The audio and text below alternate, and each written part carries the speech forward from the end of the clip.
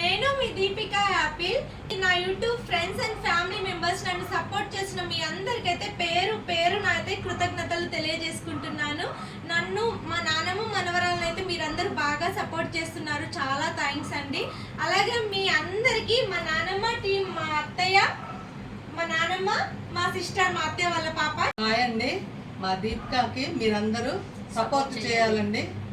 మమ్మల్ని ఇంతలాగా సపోర్ట్ చేసిన మీ అందరికైతే నేను చాలా చాలా రుణపడి ఉంటాను. అలాగే చాలా కృతజ్ఞతలండి.